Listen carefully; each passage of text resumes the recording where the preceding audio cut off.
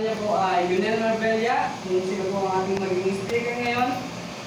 Siya po ay isang born Adventist. Bigyan na po natin pagkakataon sa akin.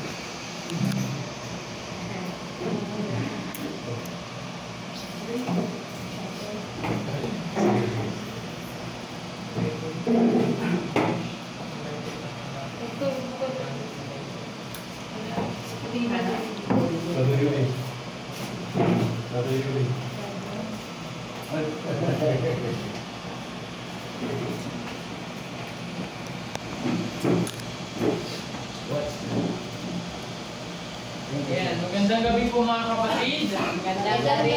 Yung mga gabi, may Bisaya direct. Damo. Bisakol man, Bisakol. Maayong gabi ite. Sa Bicol, ay sa amin ay malahay na babikasin ninyo.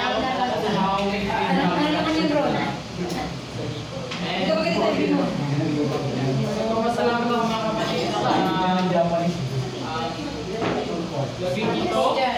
Panibagong araw ibinigay ng Panginoon para sa atin. Amen. Na patuloy tayong nabubuhay. Remember na mga kapatid, na the time of the end, ang oras ng katapusan ay malapit na. And sa ating mga kapatid, sa ating pong pag-aaral, we know na si Kristo mga kapatid ay naghihintay na sa atin. At siya mga kapatid ay babalik na.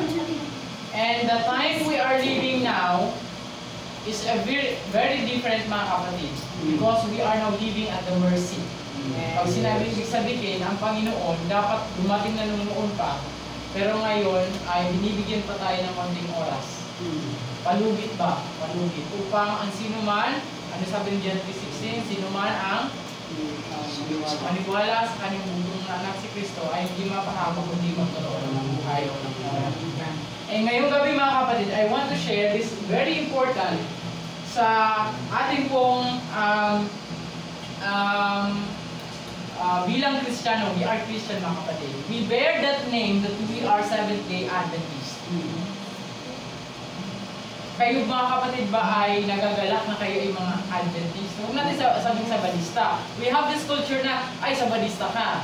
They have the, mali yung mga kapatid. We are Seventh-day, mga Adventist tayo. Hindi tayo Sabad. Hindi tayo, we are good Adventist. Yeah, right? We're not bad. We're not Sabadista.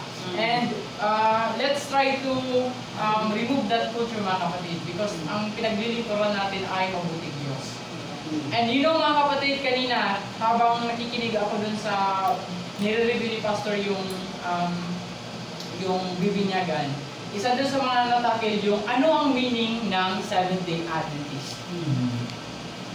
Diba? Kanina, Seventh Day, we all know that mga kapatid, na tayo ay nangingili ng araw ng Sabat. That is the Seventh Day mga kapatid. But the word Adventist is a different. It's from the word Advent. Pag sinabing Advent is second coming ng Panginoon.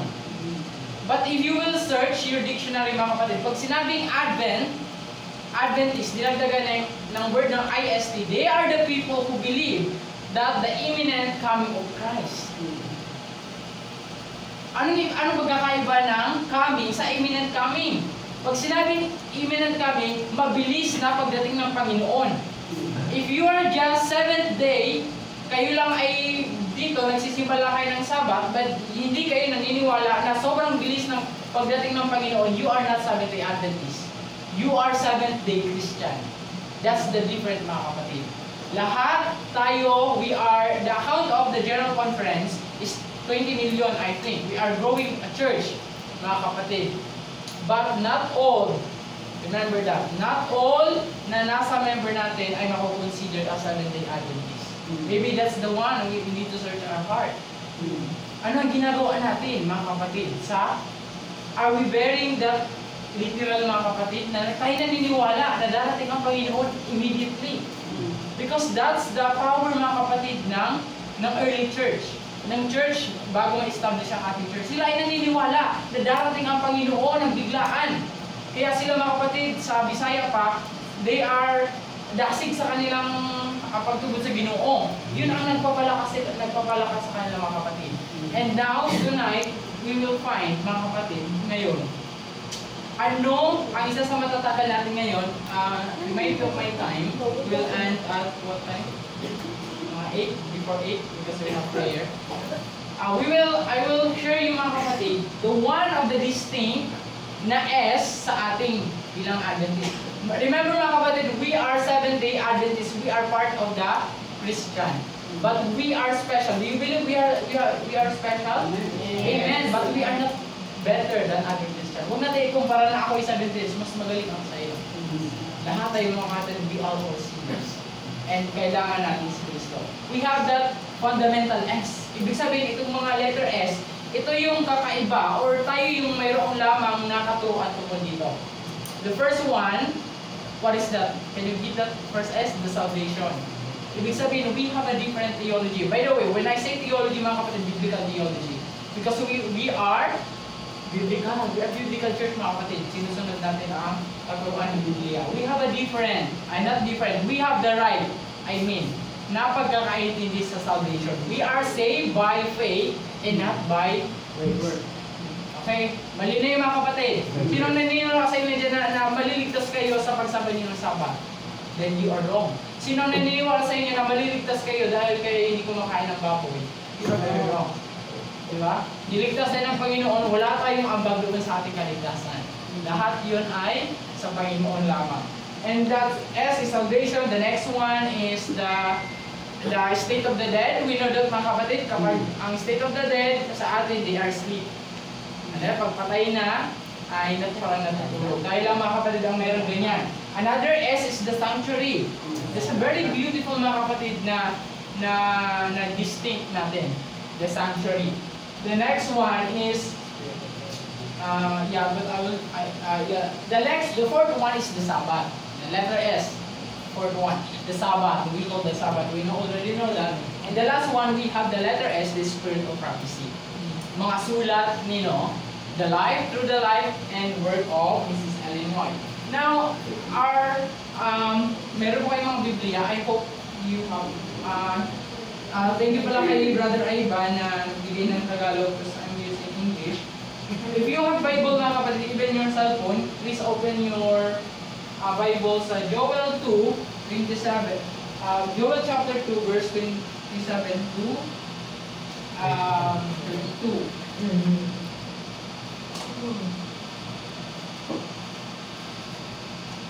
Yan. Ang Joel ay makasanuran niya ng after ng Daniel, Hosea, and then Hosea, and then Joel. Now, we know mga kapatid na si Propeta Joel, he is considered as a minor prophet.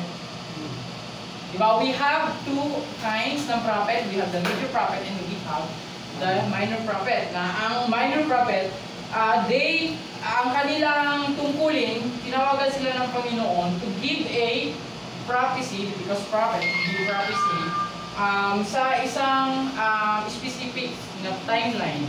But sa ating pag-aaral, hindi ganun ang ating pag-iintindi. Okay, in theology we call that exegesis.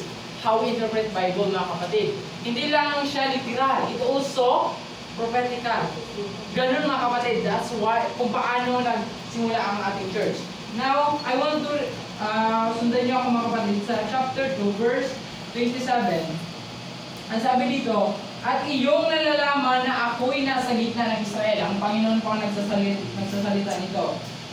At ako ang Panginoon ninyong Diyos at wala ng iba, at ang aking bayan ay hindi muling mapapahiya. Wow, that's a very good mga kapatid. We claim that we are the spiritual Israel.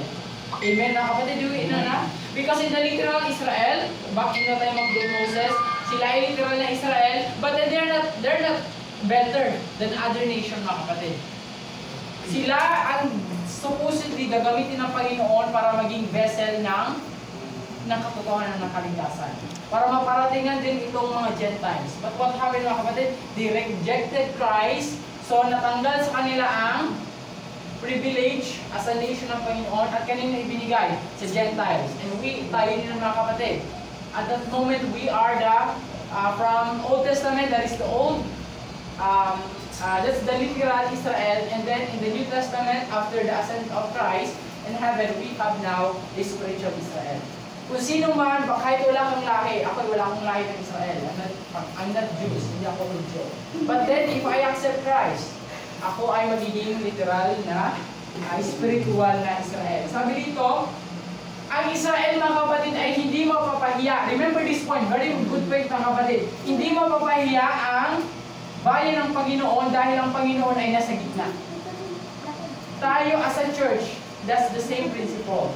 Hindi tayo mapapahiya. Lagi tayong mananalo, even in individual mga kapatid, sa ating pinaglalabanan. Lagi tayong mananalo kung si Kristo ang nasa gitna natin. If Christ is in the center of our life, hindi tayo mapapahiya, mga kapatid. Ito yung na-failed ng Israel dati. They are nagbabackslide sila, tapos nagpapadala ang prophet, ng Panginoon ng prophet, then bumabalik sila sa Panginoon, then babalik naman sila sa pagiging idolaters, tapos balik naman sila, ganun sila, pag-ganon. Hanggang sa ang end nila, nireject nila ang Panginoon. Ang sabi pa dito, at mangyayari pagkatapos nito, ang ibubuhos ko ang aking espiritu sa lahat ng laman. Mga kapatid, pakinggan nyo ito. At ang inyong mga anak na lalaki, mga anak na babae ay magsasalita ng propesiya. Ano pa mga kapatid? At inyong matatanda ay mananaginip ng mga panaginip.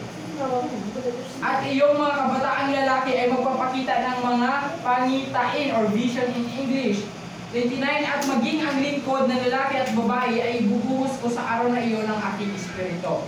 Now, sabi dito, ako'y magbibigay ng tanda sa langit at lupa, dugo, apoy, at haliging usok. Ang araw ay magiging kadiliman, at ang buwan ay magiging dugo bago dumating ang dakila at kakilakilabot na araw ng Panginoon. Mga kapatid, ginamit yung salita dito na dakilang kakilabot na Panginoon. Ang pagdating pala ng Panginoon in the second coming ay kakilakilabot. But yung kakilabot ay matatakot sila doon sa mga hindi ligtas. But doon sa mga taong ligtas mga kapatid, we claim that yan ay magiging madala. Amen mga kapatid, napakinggan mga kapatid. Sabi dito, at mangyayari ang sino mang tumawag sa pangalan nino ng Panginoon ay maliligtas. Whosoever who call in the name of the Lord ay maliligtas mga kapatid. Sapagkat sa bundok ng Zion at sa Jerusalem ay pupunta ang mga nakatakas, gaya ng sinabi ng Panginoon, at kabilang mga naligtas ay ang tinawag ng mga Panginoon. Kabilang sa, ang sabi dito sa verse 32, ang maliligtas ay yung mga kabilang dito sa maliligtas ay yung tinawag ng Panginoon.